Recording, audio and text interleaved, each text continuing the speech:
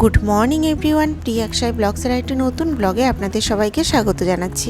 আমি প্রিয়াঙ্কা, আশা করছি আপনারা সবাই ভালো আছেন, আমরাও ভালো আছি। এখন সকালে এই 5:30টার মতো বাজে, আর আজকে সকালবেলা ঘুম থেকে ওঠাটা আমার ভীষণ দরকার ছিল। ভেবেছিলাম সকালে যদি বৃষ্টি হয় তাহলে আর ঘুম থেকে উঠবো না, তার কারণ না বৃষ্টির জলটা ভীষণ ঠান্ডা হয়, আর এই বৃষ্টিতে ভিজে ভিজে ছাদের কাজ করাটা না খুব চাপের হয়ে যায়, মানে ঠান্ডা লেগে যায়। আর যদি বৃষ্টি না হয় তাহলে ঘুম থেকে পটাপট উঠে পড়বো। আর সকালবেলায় ঘুম থেকে উঠে আমি দেখছি যে আজকে বৃষ্টি হচ্ছে না, তো একদিক থেকে ভীষণ ভীষণ ভীষণ মাত্রায় ভালো হলো আমার জন্য। পটাপট ঘুম থেকে উঠেও গেলাম, আর এই ছাদেও চলে এসেছি আমি। আজকে না মা, রবিবার যেহেতু আজকে মা বাজারে যাবে, তো বাজারে যাওয়ার মেইন কারণই হলো পৃথ্বীবাবুর জন্য জ্যান্ত মাছ আনতে যাবে। পৃথ্বীবাবুকে আমি জ্যান্ত মাছ ছাড়া অন্য কোনো মাছ খাওয়াই না, আর দেশি মুরগির ডিম। তো এই রবিবারের দিনগুলোতে না বাজারে বেশ ভালো টাটকা জ্যান্ত মাছ পাওয়া যায়। অন্যান্য দিন এতটা ভালো পাওয়া যায় না, বা বলতে গেলে পাওয়াই যায় না, কিন্তু রবিবার দিন মাস্ট পাওয়া যাবে, তবে সেটা 8টা থেকে 8:30টার মধ্যে যেতে হবে। আর এই আমাদের বাড়ির কাছে যে বাজারগুলো আছে সেখানে একটু কম দামে পাওয়া যায়, আর দূরে আরেকটা বাজার আছে সেখানে গেলে ডেফিনেটলি পাওয়া যাবে, কিন্তু সেটার দাম বেশি নেয়। তো সেই কারণেই সকাল সকাল ঘুম থেকে ওঠাটা আমার দরকার ছিল। আর সকালে ঘুম থেকে ওঠার আরেকটা বড় কারণ ছিল, মা যেহেতু বাজারে যাবে, তো বেশ খানিকটা টাইম লেগে যাবে মায়ের। তো ওই টাইমটা অন্যান্য কাজ করা যায়, অন্যান্য দিন যেমন একটু দেরি করে উঠলেও সমস্যা হয় না, কিন্তু যদি আমি এই সকাল সকাল ঘুম থেকে উঠে কাজগুলো কমপ্লিট করে রাখি, তাহলে মা যে টাইমটাতে থাকবে না সেই টাইমের যে কাজগুলো থাকে সেটা মেকআপ হয়ে যায়। তো সেই কারণেই ঘুম থেকে পটাপট উঠেও পড়েছি। আর এই যে পাশের বাড়ির কাকিমার টগর ফুল গাছটাতে কত ফুল ফুটে আছে, আর কাকিমাই বাড়িতে নেই, এই তো কয়েকদিন পরেই হয়তো বা চলে আসবে।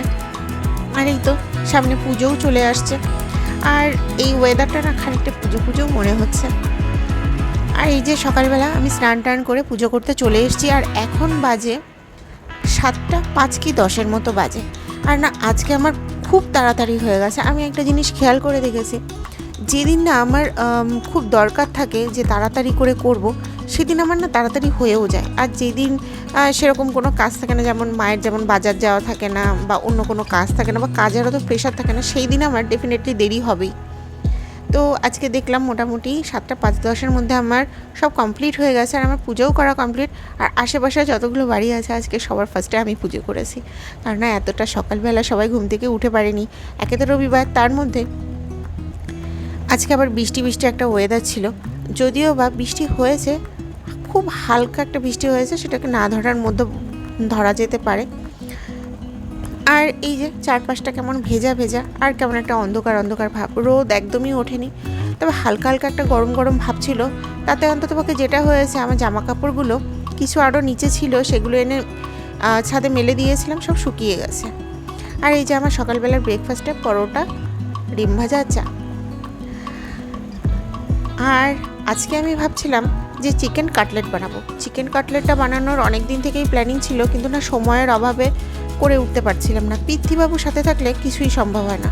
আর এই যে চিকেন কাটলেটের জন্য আমি নিয়েছি চিকেনের কিমা, এখানে 300 গ্রামের মতো আছে, শুকনো লঙ্কা বাটা, আলু সেদ্ধ, পেঁয়াজ কুচি, আর নিয়েছি গরম মশলা, মানে হচ্ছে এলাচ দারচিনি পরিমাণ মতো, আর নিয়েছি গোলমরিচ, আর আদা আর রসুন বাটা, ব্যাস। আর এই যে আমি লেবুর রস দিয়ে দিচ্ছি, দিয়ে এটাকে ভালো করে মেখে নেব। তবে এই মাখাটার মধ্যেই না অনেকটা সময় ধরে বেশ ভালো করে মাখাতে হয়। আর না আমি অতটা ভালো করে মাখাতে পারিনি, তার কারণ পাশেই পৃথ্বীবাবু ছিল। পৃথ্বীবাবু না আমাকে ধরে খুব ঝোলাঝুলি করছিল, আমি দাঁড়িয়ে দাঁড়িয়ে করছিলাম, আমাকে ধরে খুব ঝোলাঝুলি করছিল, তো মা ওকে সামলাতে পারছিল না। তো সেই কারণে কিভাবে কি করলাম বাকি জিনিসটা আমি পুরোটা দেখাতে পারলাম না, তবে পরে একদিন ঠিক দেখাবো। আজকে যেহেতু খুব প্রেশারের মধ্যে ছিলাম, সে কারণে দেখাতে পারিনি। তবে কিভাবে কাটলেটটা বানাতে হয়, আজকে না আমি ফার্স্ট টাইম বানিয়েছি, তো পুরটা না একটু বেশি মোটা হয়ে গেছে, আর একটু পাতলা করে করলে সব থেকে ভালো হতো। তো যেটা যেটা প্রথম দিন করলে না কিছু না কিছু সমস্যা থাকেই। এই যে এগুলো করেছি, টোটাল 4টে হয়েছে, বেশি মোটা মোটা হয়ে গেছে পুরগুলো।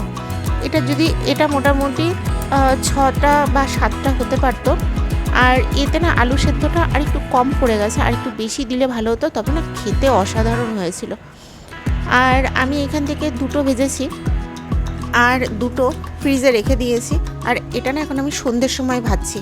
আর ওটা আমি দুপুরবেলা মেখে রেখেছিলাম, মেখে সব ঠিকঠাক করে মানে এরকম চ্যাপটা চ্যাপটা করে রেখে দিয়েছিলাম, এটা দুপুরবেলাতেই। তারপর ফ্রিজে রেখে দিয়েছিলাম। আর এখন এই যে সন্ধ্যাবেলাটা ভাজছি। আর এই যে আমার ভাজাও প্রায় কমপ্লিট হয়ে গেছে। আর এটাকে এখন আমরা সন্ধ্যেবেলা চা দিয়ে খাবো। আর এই যে এই 2 পিস থেকে গেছে, এটা কালকে বা পরশুদিন খেয়ে নেব। এটা ফ্রিজে থাকলে তো আর নষ্ট হবে না। আর ফ্রিজে রেখে মোটামুটি মনে হয় সপ্তাহখানেকের মতো রেখে খাওয়া যাবে। আর এই যে চা করে নিচ্ছি।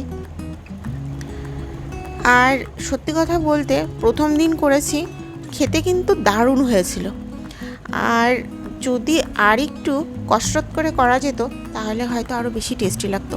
তবে ডেফিনেটলি আমি পরের দিন আপনাদের কিভাবে করলাম সেটা শেয়ার করব।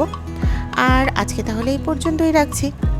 আমার এই চ্যানেলটিকে আপনারা অবশ্যই সাবস্ক্রাইব করবেন। আর ভিডিওটি ভালো লেগে থাকলে অবশ্যই একটি লাইক করে দেবেন। সবাই ভালো থাকবেন, সুস্থ থাকবেন। আবার কথা হবে একটি নতুন ব্লগে। ততক্ষণের জন্য টাটা।